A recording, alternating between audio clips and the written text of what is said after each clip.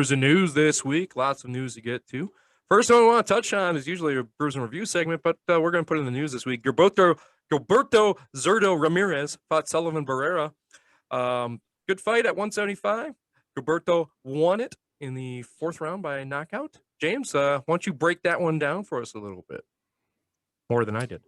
Well, you said a lot of it already. I mean, it was what was pretty much expected, right? Barrera's at the kind of towards the end of his career. Zurdo, I think it's his third fight at 175, so light heavyweight. And it was his, I don't know how to call it, but his golden show, right? It was his first fight under Golden Boy debut, right? So, I mean, I was still had some questions if he was actually going to be legit at 175. Third fight, Barrera's a bigger name, even though he's on the outside, but he kind of handled him pretty easy, pretty well. So I think Zurdo is starting to solidify himself as a real contender at 175. I know that in this fight, I didn't really see any real pressure from Barrera. Zurdo was doing exactly what he normally does, and had some real disgusting body shots to the point where it was hit, it was paused, and then he went down. So, those are the ones that really hurt when there is a delay, right? Like, did it freeze? Did it skip? But yeah, it was that's about it. There really isn't too much more. Body shot took him down in the fourth round. Second knockdown of the fight. Zurdo is definitely someone that is a contender at 175, and I think there's going to be a couple of names that he called out. Bivol is one of them. So let's wait for that one. Maybe it'll come out. Filthy Rich, what did he kind of segued into that for you? What's next for both these guys? Mainly Zurdo. I mean, as he touched on it, is his debut with Golden Boy. I think when you win 2 pounds of cocaine when you play with Golden Boy. So maybe he's got that going for him. But Filthy Rich, what's next for both of these guys? Well, first of all, he belongs at 175. So Zurdo is a contender. This was a gatekeeper fight, and I think he's ready for bigger names. I think the last gatekeeper of this division would be Eleider Alvarez. So that might be a guy he may consider fighting just to solidify his place, get another big name. Like it or not, Eleider Alvarez is still a big name at 175, according to like all sources who still have him ranked. What about Bado Jack? I also have Badou Jack as a guy who Zurdo could look at fighting, because Badou Jack's a little bit better than Eleider Alvarez. He is not the stepping stone I think others believe he is. I think people think he's old and washed up for whatever reason, but Badou Jack is still legit in my book. And I would say, I don't even want to say one last guy, but an impossible fight to make, at least at this point, I think is Joe Smith Jr. I don't think that fight's going to happen. You got Golden Boy not really mixing well with Top Rank, and Joe Smith is with Top Rank. That fight would be a good fight. Don't hold your breath for it. Ain't going to happen anytime soon. And obviously, Dimitri Bivol would be the one. Although I don't think Zurdo's ready for Bivol quite yet. I would, if I'm on his side, if I'm in his corner, his management team, whatever they call it, I'd go after the Alvarezes and the Badou Jacks of this division before I take on Bivol. Noticeably, I didn't mention Beterbiev. Beterbiev is just something else. Beterbiev's looking for opponents. I'm sure if Zurdo wants him, he can get some. Another impossible fight to make, being that he fights on ESPN, but Beterbiev is the king of the division. I'm sure Zurdo ain't ducking from nobody, but I don't think he's ready for that fight yet. As far as Sullivan Barrera goes, Barrera's kind of at the end of his career, so we're looking at guys who are trying to make a name for themselves the way Zurdo just did to him. I mean, we all know who Ramirez is. I believe he's like 42, 43-0 at this point. Maxim Vlasov, who had a good performance against someone recently, name slips my mind, but I think Maxim Vlasov, another impossible fight to make, being that Vlasov, I believe, is with ESPN. At the same time, he might be one of those free agents who is going to bounce around from one fight deals to one fight deals. So it could happen. And Vlasov is trying to make a name for himself in this division. Marcus Brown, a guy who, the guy beat Bedu Jack on some questionable stuff there, called in the 7th round, I believe that fight was. But Marcus Brown's looking to beat someone up. And again, Barrera's at the end of his career. Marcus Brown should take advantage of that and get a win while he can. And lastly, Sergey Kovalev. He's been missing for quite a bit. I think Sergey needs to get some sort of body, to rebuild himself. And I think Barrera would be the guy to do it. So those would be the names I have. And again, if I were Barrera, unless you're trying to call it quits and you're looking for one big payday, there's better BF for you. But I don't see that happening either. 2 quick notes before we move on here. I believe another hero with the Joe Smith Jr. I believe he's working the Bags tournament circuit right now, which might be a little tough for him to make a fight.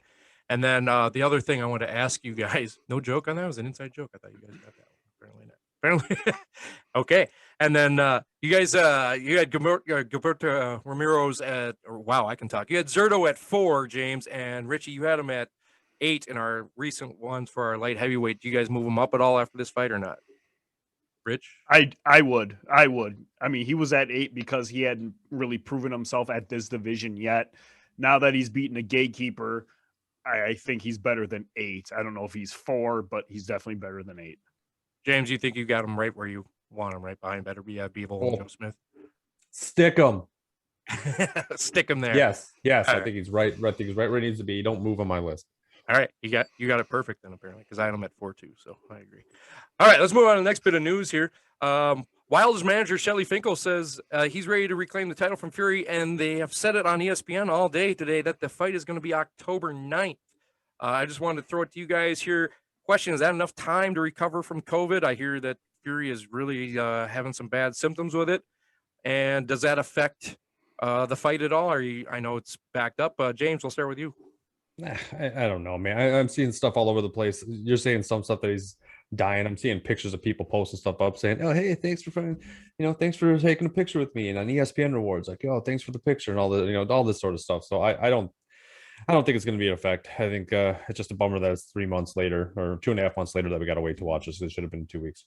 Yeah, it is a bummer, but at least we get to spread out the boxing. Some big fights coming up here. We'll have one a month for the next couple of months here.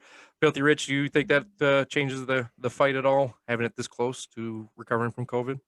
And we need to just boycott this fight. This is expired. We're not boycotting the fight. I just don't care about this anymore. I want to see Wilder fight someone else. I want to see Fury fight a contender, because I don't know if this COVID-19 is gonna have an effect on him, but I don't want to see a Fury Wilder. I'm tired of waiting for this. Now you're telling me we're going to be talking about this fight for the next 2 months, 2.5 months. I don't have time for it. I don't want it. I'm not excited for it.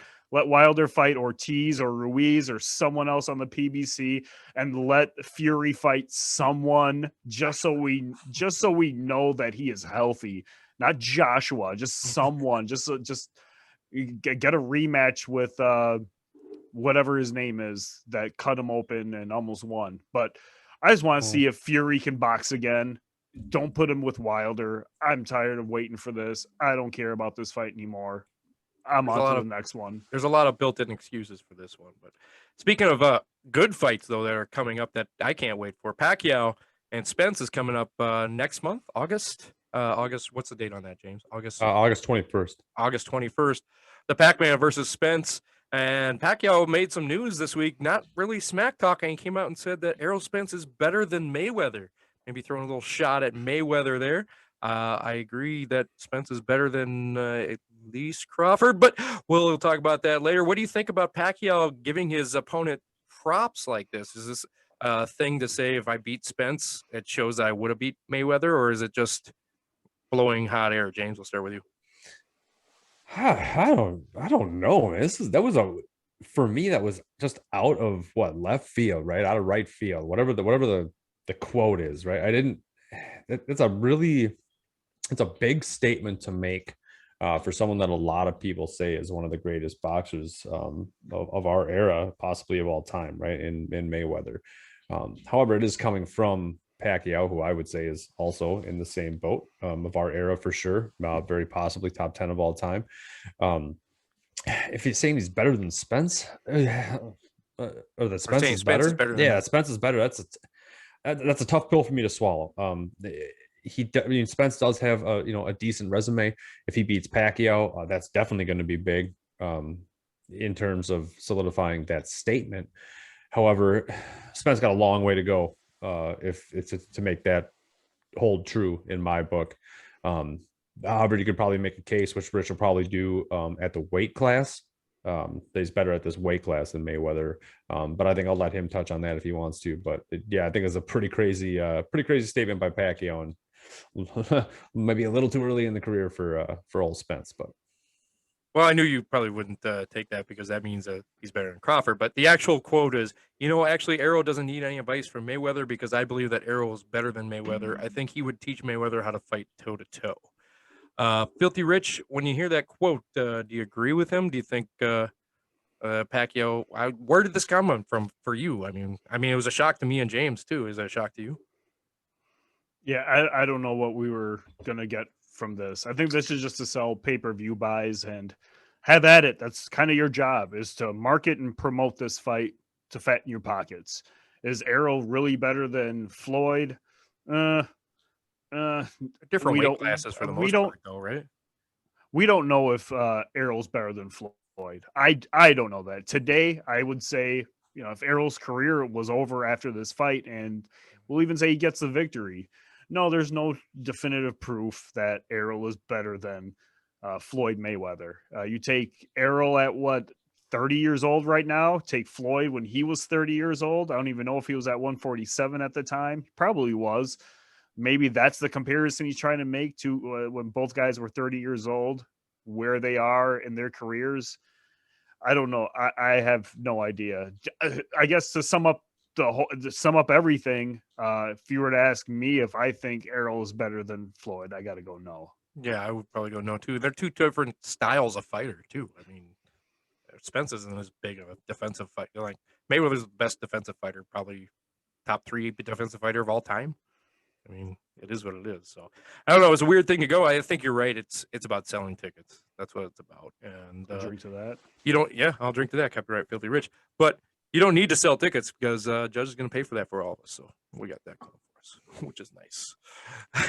All right. The next one we want to talk about here is the PBC says they're willing to do a 1-fight deal for Canelo versus Plant on September 18th, which will give us 3 good months of fights. I've heard through the grapevine that a 3-fight deal was in the works, but now I'm reading a 1-fight deal from Boxing News 24. Rich, what have you heard, and what do you think for the PBC? Is this a good plan, or just do a 1-fight, or you think it should be a 3-fight deal? Well, it'd be nice to have a 3-fight deal, but Canelo holds all the cards at this point. So if Canelo wants a 1-fight deal, it's a 1-fight deal. And that's kind of it. I think this is the way for the PBC to make a bunch of money, and Canelo can make a bunch of money. There's plenty of guys at 168 who would fight Canelo, and Canelo could still make a ton of money. So it wouldn't surprise me if it's 3 1-fight deals, which I guess could make sense because I think Canelo wants to stay a free agent unless you have those 3 names that you can guarantee or promise him. I don't see him signing a 3-fight deal, but maybe there are names out there that we don't know about. Plant is probably just one of them. I could see, David Benavidez' name has been floated out there. He's got a big fight with Uzcategui coming up. So there's 2 names, Benavidez, Plant, and throw in our guy, Caleb Truex. There's 3 fights for you right there. If you can make the money and sign like a 3-fight deal, go ahead and do it. That's all I got. Well, this is sounding Mike to me when they said 3-fight deal, and then now it's a 1-fight deal. It sounds like Canelo wants to get the belts and move on. He wants to move up. He wants to fight better BF. He wants to fight Bivol. He wants to move up to 175. That's what I took from it. What do you think, James? Do you think the PBC obviously wants a 3-fight Canelo deal because that's a lot of money, but do you think it's Canelo saying, "No, I just want to do 1 and then move on to a Bivol deal or a better BF deal"? I think Canelo just wants legacy. I think he just wants belts. He just wants to fight the best, beat the best, and be the best. That's all I think he cares about. I think that's why he got out of Golden Boy, because he wasn't getting fights. He was being stale. And immediately when he got out, he had what, 2 fights right away in 2020 when he got out. Good fights too. Exactly. So I think that I don't think Canelo really cares about that. I think it's a small factor in his book right now because he's been so dominant, but he just wants belts. So he wants to fight. He wants to accumulate belts, have a good legacy, and just become, one of the best, definitely the best Mexican boxer of all time. It's going to be a tall, tough, or tough to swallow on that point, but I think that's what he's looking for. So for these guys to try to do this, a 3-fight deal, then you can make some cases, for the PBC, I guess, at that point. But he did the same thing with the zone before. I don't think he's got a good taste in his mouth with this stuff. I think he likes being independent. I know Plant's talking a lot of stuff that he's actually he's saying that he's a bigger name than BJS and Callum Smith. So that's why he's asking for a whole bunch of money. And I go off on a tangent on that, but I won't. But I disagree with that. But that's what I think. I don't think Canelo cares about this sort of the money deal. He wants belts. He wants legacy. He wants to be dominant. He wants to be the best. And that's about it. I don't see Canelo signing more than 1-fight deals with anybody because he's his own agent. He can go fight whoever he wants, and he can make as much money on there. He doesn't have to worry about, we need 3 fights. No, well, then I'll just go over to the zone and they'll pay me for this fight, or I can go over here and they'll pay me for this fight. I don't think it's a big deal. You guys have any final thoughts on that, Rich, before we move out? Good talk. All right. And on our Joke of the Week segment, by the way, Oscar Delahoya said he wants 2 exhibition fights before he fights Mayweather or Canelo Alvarez. That is funny. That is a joke. Please, Oscar, and from Brews and Boxing, lay off the drugs. Please just get off the cocaine, retire before you kill yourself. That's our news for this week. And make sure you tune in. We're going to do some more news, obviously, every week. And let's move on.